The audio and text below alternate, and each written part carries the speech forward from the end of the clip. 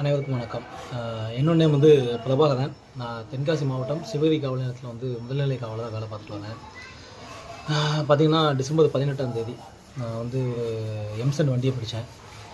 டேபிட் டியூட்டியில் இருக்கும்போது ஒரு எம்சன் வண்டியை பிடிச்ச அந்த வண்டியில் பாஸ் இல்லை. நான் உடனே ஸ்டேஷனுக்கு கொண்டு வந்துட்டு ஸ்டேஷனில் வந்து சென்ட்ரேட்டை வந்து அந்த வண்டியை கொடுத்துட்டேன். ஒப்படைச்சிட்டு அதுக்கடுத்து இன்னொன்று இன்ஃபர்மேஷன் கிடச்சோன்னா நான் எங்கள் லிமிட் பார்டரில் வச்சு ஒரு வண்டியை நான் இப்போ பிடிச்சேன். அந்த வண்டி பார்த்திங்கன்னா ஜல்லி வண்டி. அந்த வண்டிக்கு பாஸும் இல்லை, அவங்களும் அந்த பில்லு மட்டும் தான் வச்சுருக்காங்க, அவங்கள்ட்டையும் பாஸ் இல்லை. அவங்க அந்த வண்டி கூடவே 2 மாட்டு வண்டியும் வந்துச்சு. அந்த மாட்டு வண்டி ஃபுல்லாமே ஆற்று மண், அது பக்கா அஃபென்ஸு. அதையும் பிடிச்சி 3 வண்டியும் பிடிச்சாச்சு. பிடிச்சி எஸ்ஐக்கெலாம் இன்ஃபார்ம் பண்ணிவிட்டேன். எஸ்பிஐட்டாகவும் எஸ்ஐ சாரும் வந்துட்டாங்க. வந்து வண்டியை ஸ்டேஷன் கொண்டு வரதுக்காக எடுத்துகிட்டு வந்துட்டு இருந்தோம்.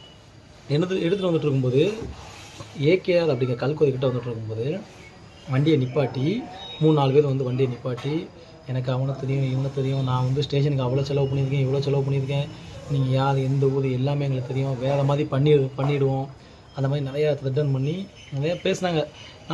நானும் பேசினேன் பதிலுக்கு. நான் நியூஸுக்கு கொண்டு போவேன் அப்படி இப்படின்னு சொன்னேன். அதுக்கு அவங்க வந்து சில நியூஸ்லாம் வந்து என் பாக்கெட்லேயே இருக்குது, அந்த மாதிரி நிறையா பேசினாங்க.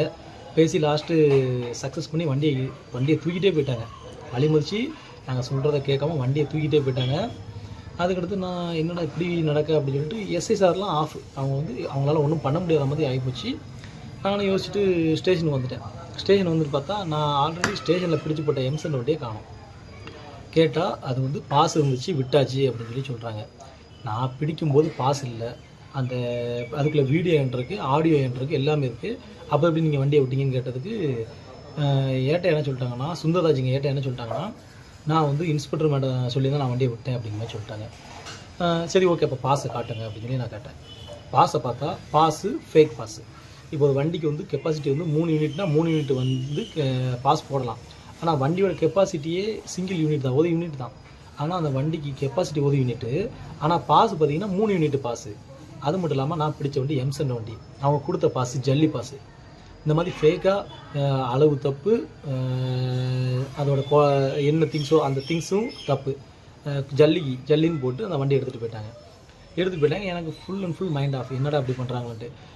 அதுக்கு முன்னாடி தான் நான் சப்டிஷன் குரூப்லேயே ஒரு மெசேஜ் போட்டிருந்தேன். என்னென்னா 10ஆம் தேதி நான் வண்டியை நிப்பாட்டினேன்.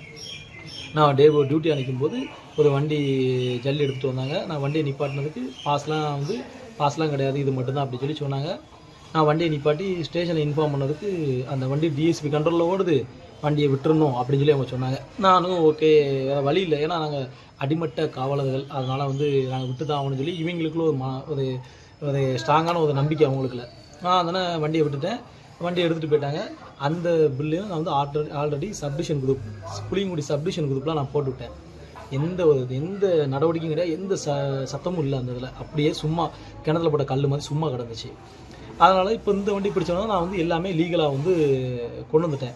இன்னொன்று நான் பிடிச்சிட்டு வந்த வண்டியை என்னை மிரட்டி வண்டியை தூக்கிட்டு போயிருக்காங்க.